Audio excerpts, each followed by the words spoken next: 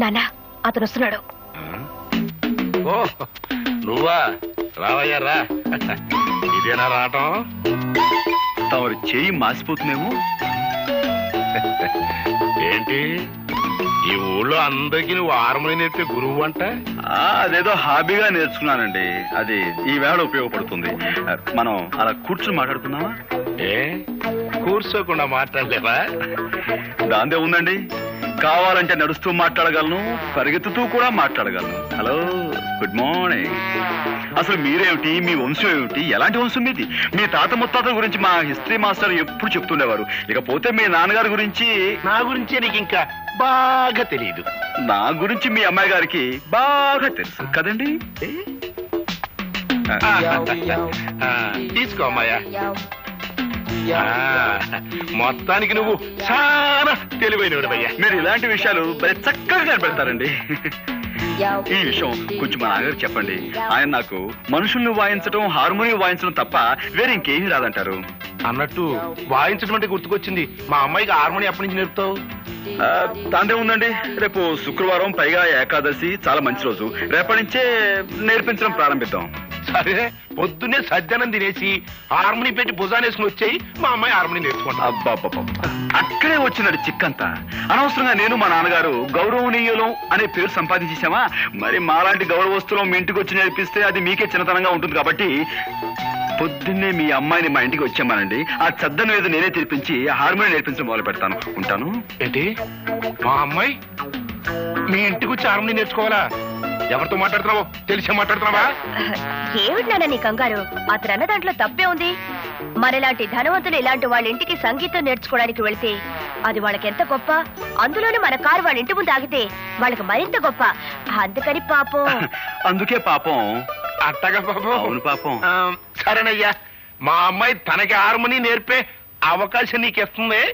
జాగ్రత్తగా నేర్పి. ఎట్ట ఉంది? పాలకోవ తిన్నంత ఆనందంగా ఉందండి. వస్తాను. బుల్లికారు వచ్చేస్తుందా భయ్యా?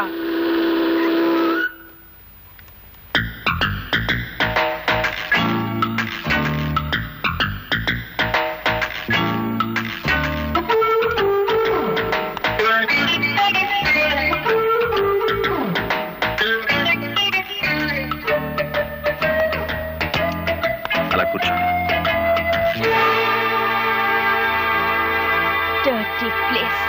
ఇక్కడ కూర్చునేది ఏమిటి జనమంతా? ఓహో, ఈ వీధి మొహానికి ఎప్పుడు కారు వచ్చుండదు. నా కారు చూడడానికి వచ్చుంటారు. దానికి ఒక కథ ఉందండి. అనగనగా వెనకటికి 7 ఏళ్ల క్రితం నేను ఆ గుర్రబండి కొన్నాను. మొదటిసారి మా వీధికి వేసుకొచ్చినప్పుడు 100 మంది వచ్చారు జనం. ఓ సోసి నా బండి చూడటానికే వచ్చారు కదా అని రెండోసారి వేసుకొచ్చా. 50 మంది వచ్చారమ్మా. మూడోసారి వేసుకొచ్చా. ఎవ్వరు రాలేదు. నేను నా గుర్రం మిగిలాం. నీ కారు సంగతి అంతే. ఏమిటా బాగుడు? నువ్వింక వాయించడం మొదలెట్టబ్బాయా. అవును, మీ తాత ముత్తాతలే కాకుండా నువ్వు మీ నాన్న కూడా చాలా గౌరవమైన వాళ్ళన్నావు. కనీసం కుర్చీ వేయాలనే మేనర్స్ కూడా తెలీదా? మేనర్సా?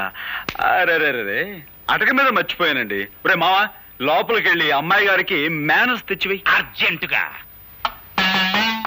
మేనర్స్ లడి. అలా పక్కన వెయ్యి. రండి, దయచేయండి, దయచేయండి. ఆశలు కండి.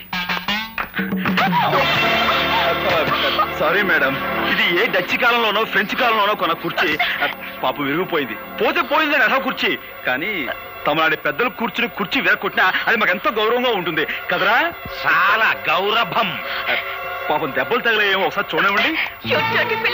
నన్ను ఇక్కడికి ఇన్సల్ట్ చేయడానికి పిలిచావు అనమాట. నన్ను నలుగురిలో అవమానం చేస్తావా? I will see your end. ఏంటమ్మా, నువ్వు నా ఎండ్ చూస్తావా? నా బీనింగ్ చూడలేదు. ఎండ్ నువ్వేం చూస్తా? అయ్య బాబోయ్, నా కాడే దొడుకోనపోతే నీకు స్టార్ట్ అవుదమ్మయ్యా. పిన్ని